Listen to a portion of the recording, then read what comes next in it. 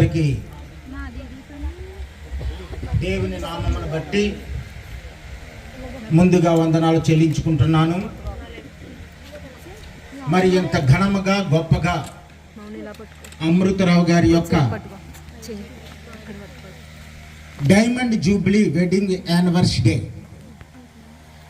జరగటం అది కేవలము దేవుని యొక్క కృప, ఆయన యొక్క దైవ సంకల్పం.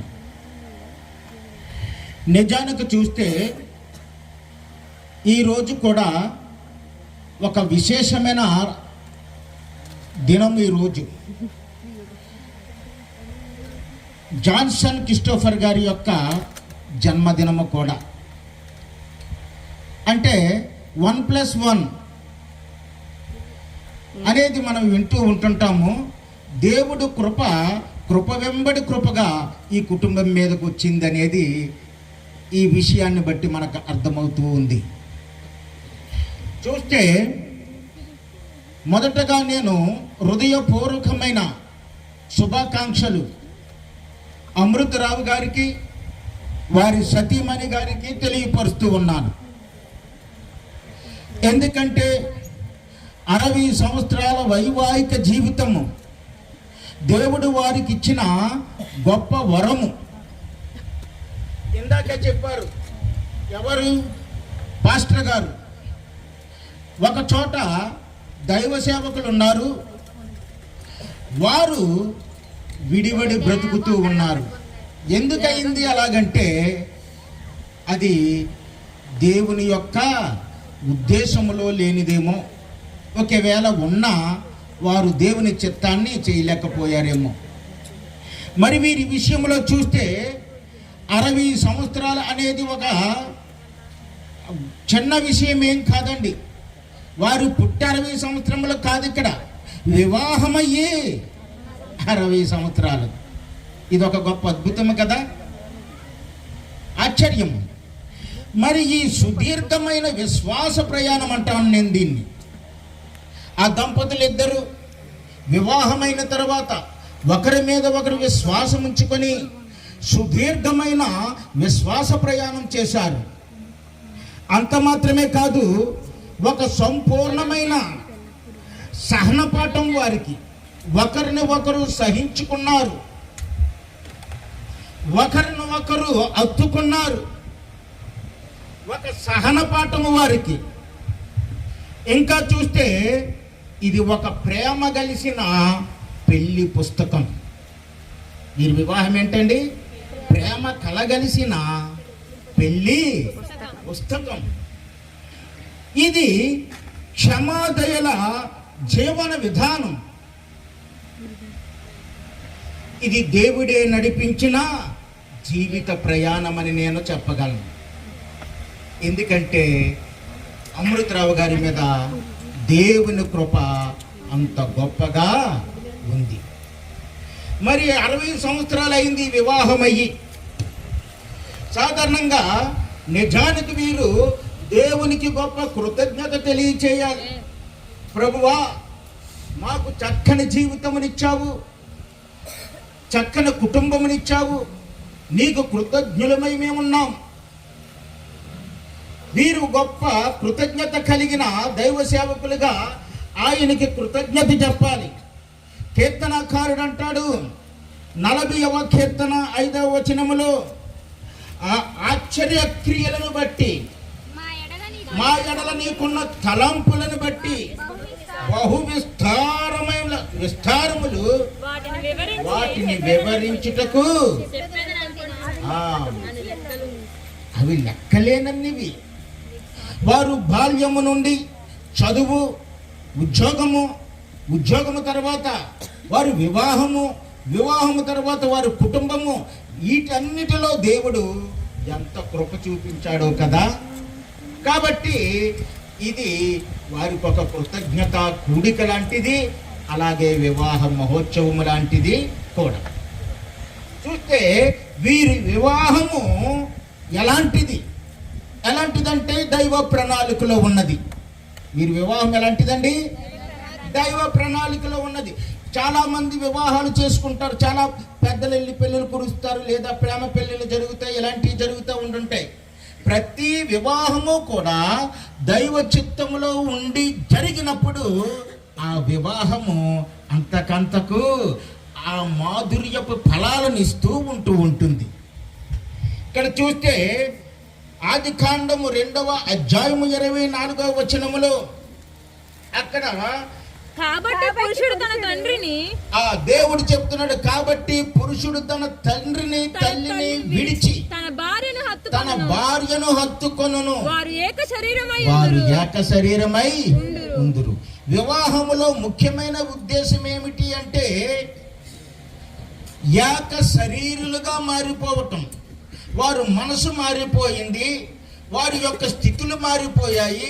వారు నీవు వేరు నేను వేరు అనే భేదభావము మన మధ్య లేదు, కానీ మనమిద్దరము కూడా ఏక శరీరముగా మారిపోయామని అమృతరావు గారు వారి భార్య గారు భావించి ఈ 60 సంవత్సరాల ప్రస్థానాన్ని వారు కొనసాగించుకుంటూ వచ్చారు.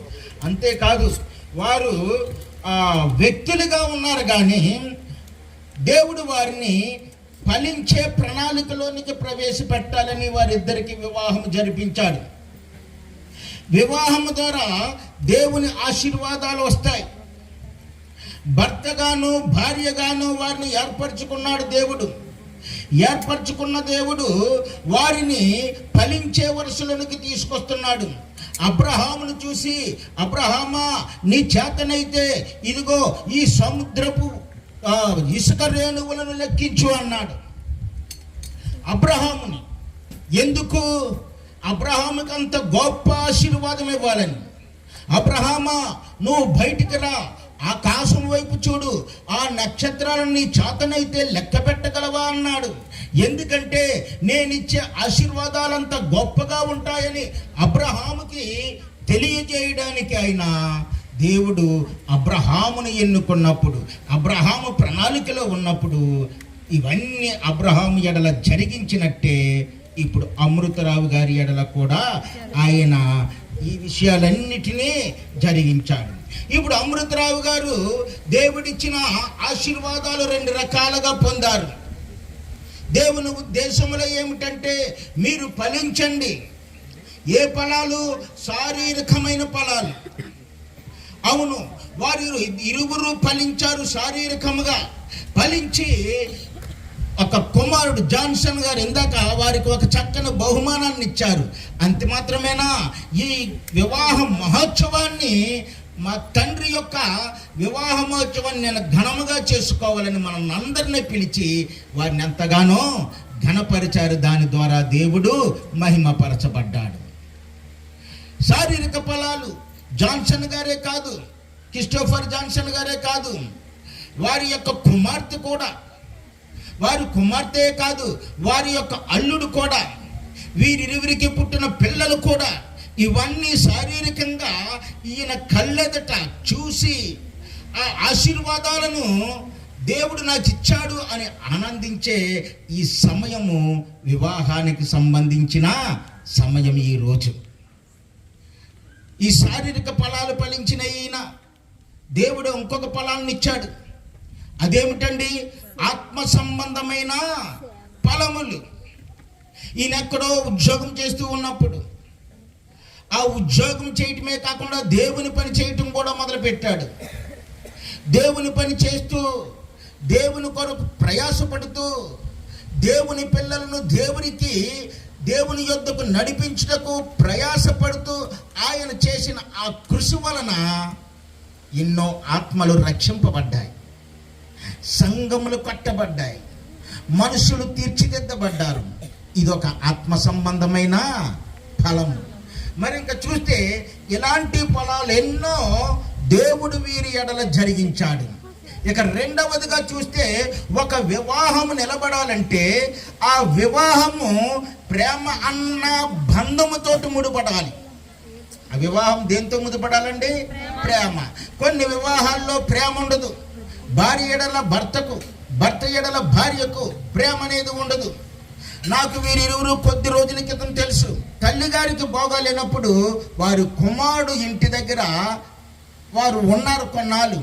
ఆ సమయంలో ఆ తల్లి గారి విషయంలోనూ తండ్రి గారి విషయంలోనూ క్రిస్టోఫర్ గారు ఎంతో బాధపడుతూ ఉండేవారు. మా తల్లికి బాగవుతుంది, మా తల్లికి మంచి వైద్యం జరుగుతుంది, బాగుపడుతూ వారి తల్లిదండ్రుల కోసం ఎంతో ఆయన చూస్తూ ఉండేవారు. అంతేకాదండి, మరి ఈ వివాహంలో ప్రేమ అనేది లేకపోతే వారు ఎంత అనుబంధాన్ని పెనవేసుకుంటారా? ఆది కాండం చూసినప్పుడు 24వ అధ్యాయము 67వ వచనంలో మరి అబ్రహాము సేవకుడు రెబ్కాను తోడుకొని వచ్చినప్పుడు ఆ రెబ్కాను తీసుకొని ఇస్సాకు తల్లి యొక్క గుడారమునకు తీసుకొని పోయాడు. ఆ గుడారము తీసుకొని వెళ్ళటం అనేది యూదు సంప్రదాయంలో ఒక భాగము.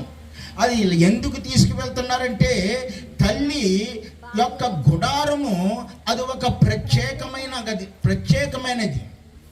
అక్కడ ఆ ఉద్దేశం ఏమిటంటే నా భార్య ఒక అధికారపూర్వకముగా నా గృహంలోనికి వచ్చింది, అధికారయుక్తమైన మరి పనులు చేయడానికి నా గృహం మీద నిర్మించబడింది అని ఒక సాక్ష్యము ఇవ్వడానికి ఇస్సాకు ఆ విధంగా చేశాడు. అంత మాత్రమే కాదు, తల్లి యొక్క ప్రేమ పొందిన ఇస్సాకు ఆ రెబ్కా చూపించిన ప్రేమను బట్టి తల్లి చనిపోయిన తర్వాత ఆ దుఃఖము నుండి మళ్ళుకోగలిగాడు.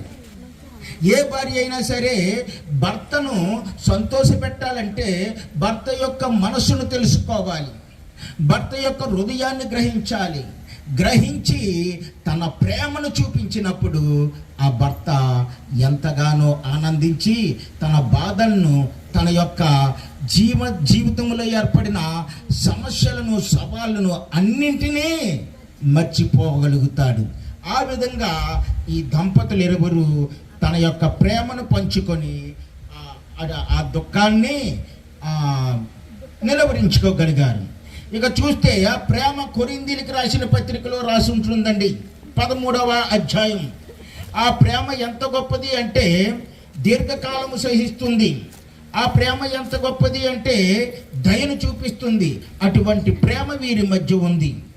ఇక వివాహంలో ఈ 3వ విషయాన్ని మనం చూస్తే వారు కలిసి నడుచుటకు నిర్ణయించుకున్నారు. ఎవరిలో?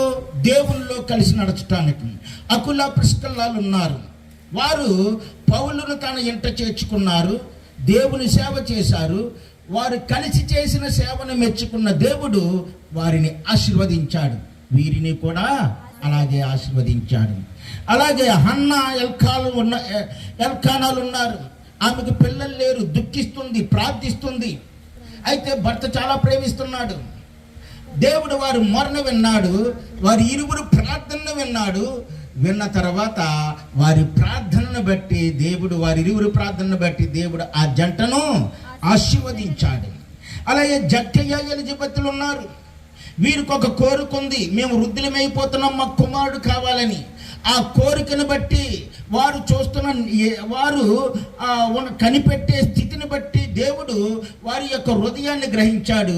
ఓహో, ఎవరైతే దేవుళ్ళలో కనిపెడతారో వారు ఆశీర్వదింపబడతారు. వారికి యోహాను, బాప్తిసం ఇచ్చే యోహాను పుట్టాడు. అలాగే యేసోబు మరియమ్మలు ఉన్నారు. వారు దేవుని యొక్క ఆలోచనకు లోబడ్డారు. లోబడిన వారు దేవుడు మాటను నమ్మారు. దేవుడు ఒక రక్షకుడిని ఇస్తాడన్నారు. ఆ విధేయతను బట్టి మన యేసయ్య భూమి మీదకి రావడానికి వారు ఎవరు పాత్రలుగా మారిపోయారు. అలాగే మరి వీరు కూడా దేవుని పాత్రలుగా మారిపోయారు. కాబట్టి దేవుని పాత్రలుగా మారిపోయిన వీరు ఆ ఆశీర్వాదం దేవుని నుండి ఎలా పొందుతున్నారు అంటే ఒక వచనము చెప్పి ముగించేస్తూ ఉన్నాను. 92వ కీర్తన 15వ వచనము చూసినప్పుడు వారు ముసలితనమందు ఇంకా చిగురు పెట్టుచుందురు, సారము కలిగి పచ్చగా నుందురు అంటున్నాడు. మనం ముసలి వాళ్ళం అనుకుంటున్నాం, కానీ దేవుని దృష్టిలో వీరు ముసలివారు కాదు. నేను వీరిని చిగిరింప చేస్తాను. ఏంటి? వారు సారము కలిగి ఉంటారట, బలము కలిగి ఉంటారట, వారు పచ్చగా ఉంటారట. పచ్చతనం దేనికంటే జీవమునకు గుర్తు. ఈ 60 సంవత్సరాలే కాదు, వీరిరువురు ఇలాంటి వివాహ మహోత్సవాలు 100 ఏళ్ళ వరకు చేసుకోవాలని దేవుడి ఉద్దేశమై ఉన్నదేమో. ఆ ఆశీర్వాదాలు ఈ దంపతులు ఇరువురికి దేవుడు సమూలంగా అన్నిటినీ అందించిన గాక. ఆమేన్. ఈ సమయం ఇచ్చిన అధ్యక్షుల వారికి నా సమయాన్ని అప్పగించుకుంటూ